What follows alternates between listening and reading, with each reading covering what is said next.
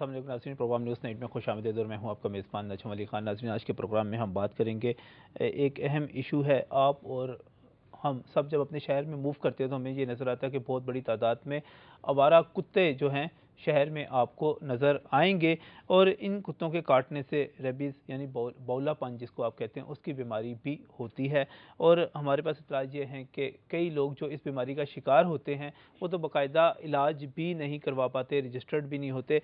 City district government ने, हमारी जो ज़िले हुकूमत है, उसने एक मुहिम शुरू की है कि इन आवारा कुत्तों को तलफ किया जाए। ये मुहिम क्या है, इस वक्त शहर की सूरत हाल क्या है, इस पर बात करेंगे आज के प्रोग्राम में। बहुत ही मशहूर यहाँ पर मौजूद हैं नौशाद हमीद साहब, जो कि वज़ीर आला के चीफ कोऑर्डिनेटर भी हैं और उसके साथ साथ एंटी रेबीज़ वेलफेयर एसोसिएशन के प्रेसिडेंट भी हैं।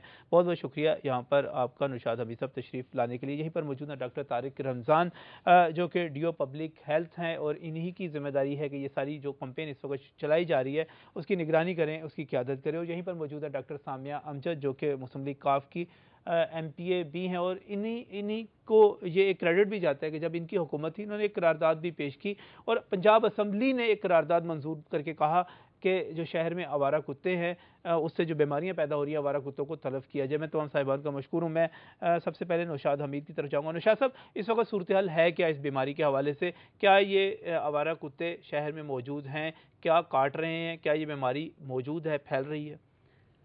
ये जो बीमारी रेबीज़ है, बौलापन, ये इस वक्त पाकिस्तान में न सिर्फ लाहौर बल्कि आप देहातों का भी जिक्र कर लें, देहातों में तो खैर बहुत ज़्यादा है, लेकिन शहरों में भी कुत्तों की भरमार है, और इसके जो विक्टिम हैं वो हर जगह आपको पाए जाएंगे।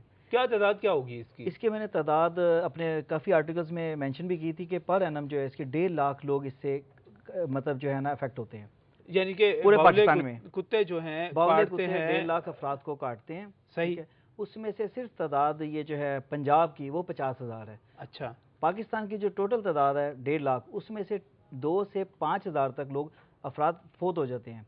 सही। और सिसक कर बगैर किसी दवाई के, या और शहर लाहौर जैसे शहर में भी ये चीज़ मौजूद है। लाहौर जैसे शहर के अंदर इतने ये मामला हुए हैं कि मैं शायद आपको ये, क्योंकि जो हम लोग जिक्र कर रहे हैं वो रजिस्टर्ड केसों का कर रहे हैं। जो लोग अब पूरे पाकिस्तान के दो हॉस्पिटल्स हैं, वो भी जुज़वी तौर पर, एक कराची में एक लाहौर में।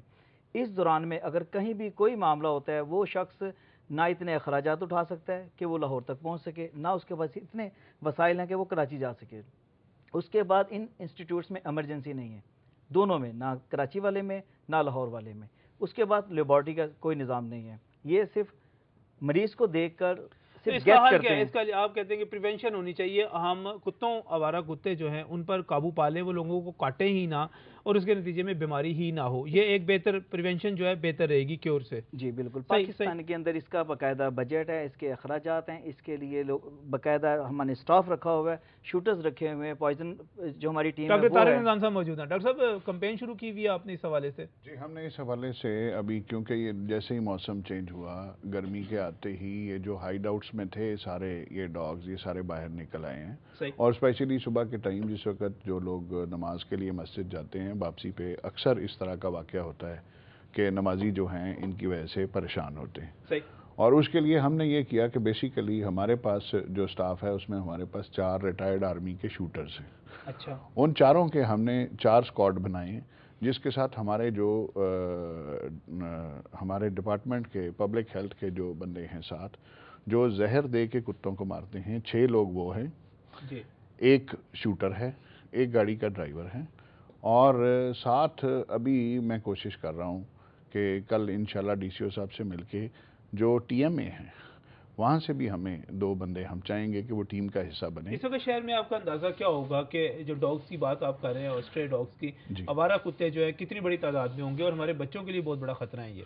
जी बिल्कुल हैं, क्योंकि बात यह है कि हमारे इवन अर्बन एरिया में भी बहुत सारी ऐसी लोकेलिटी हैं जहाँ पे झुग्गियाँ हैं, नोमैड्स की पॉपुलेशन है, और उन लोगों ने स्ट्रे डॉग्स को अपने पेट्स बना के रखा हुआ है। और सुबह जिस वक्त वो डंकी कार्ट्स के साथ मूव करते हैं तो आपने देखा होगा कि उनके साथ 4, 6, 8, 10 कुत्ते साथ साथ मूव करते हैं, और वो उनकी बाकायदा परवरिश करते हैं, उन्हें खाना देते हैं, सब कुछ करते हैं। कितने होंगे तादाद में, एक अंदाज़ा, जब आप तलफ करने जा रहे हैं, कैंपेन चला रहे हैं? देखें जी, अभी जो ये स्टैटिस्टिक्स तो ये समझ लें कि अभी जिस वक्त ये 2 टाउन्स में कल सुबह ये गए हैं تو دونوں ٹیموں نے جو ٹوٹل کلنگ کی تھی وہ 117 تھی اچھا مارننگ میں. صحیح. شام کو انہوں نے جو کلنگ کی وہ 95 تھی.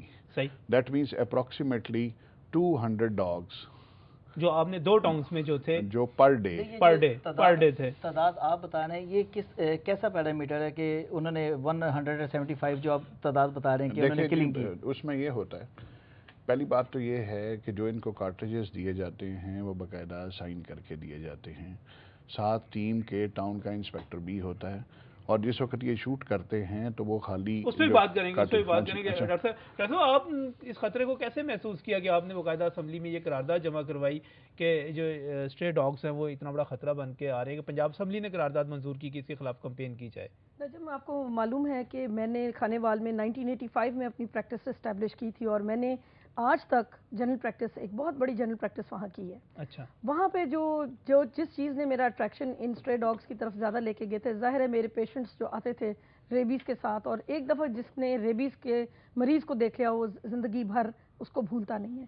اور جو دوسری چیز جس سے میری اٹینشن اس طرف آئی تھی وہ ویسٹ جو ڈسپوزل ہوتا ہے ہاسپٹلس کا، خاص طور پہ جس میں خون ہو، سرجیکل ہو یا گائنی کا، اس کے اوپر جب کتے آ کے ریبیز کے مریض کو کوئی دیکھ لے تو بھولتا نہیں ہے کیا؟ کیوں؟ وہ دورہ ہی اس کا اتنا شدید ہوتا ہے کہ وہ اللہ و الحفیظ کے جس قسم کی وہ ڈیتھ اور میزریبل ڈیتھ ہے اس کو کبھی کوئی کتے کے کاٹنے سے، صرف کتے کے کاٹنے سے بھی، اور اگر کھلے زخم پہ کتا چاٹ بھی جائے اس کی تھوک بھی لگ جائے. اچھا، اتنی خوفناک چیز ہے یہ. وہ موت ہے جو ہمارے شہروں میں ارد گرد ہمارے گھوم رہی ہے، اور کوئی کاٹ لے. کتا پالتو ہو یا فالتو ہوتا خطرناک ہے. پالتو کتا اتنا ہی خطرناک ہے جتنا فالتو کتا ہے، چاہے وہ اسٹرے ڈاگ ہے. وہ آپ دیکھیں کہ جب یہ کتے پھرتے ہیں، میں نے آپ کو پہلے ان کی خوراک یہی گوشت ہوتی ہے، اور یہ ہاسپٹل ویسٹ ہوتا ہے، یہ خون ہوتا ہے، یہ جو گوشت والے دکانوں پہ کتے بیٹھے رہتے ہیں. آپ مطمئن حکومتیں مختلف آپ کے دور میں بھی کمپین چلاتی رہی، اب بھی کمپین جو کمپین چلی تھی جو میری حصے سے چلی تھی، آپ یقین کریں کہ ٹی ایم ایز اتنی ان میں جرت تھی کہ وہ لکھ کے بھیجے تھے مینی ڈاگز ہم نے مارے ہیں. صحیح ہے، چند کتے مارے ہیں، مطمئن نہیں ہے، پوچھنے والے کوئی نہیں. ڈاکٹر صاحب مجھے بریک پر جانا ہے، بریک بعد یہیں سے بات آگے شروع کریں گے کہ بہت خوفناک بیماری ڈاکٹر صاحبہ کہہ رہی ہیں کہ دیکھنے سے آپ دیکھ نہیں سکتے اس مریض کو جس کو ریبیز ہو سکتی ہے، اور یہ موت کیا ہے ہمارے آس پاس پھر رہی ہے. کیسے قابو پا سکتے ہیں اس بیماری پر؟ بات کرتے ہیں اس بریک کے بعد.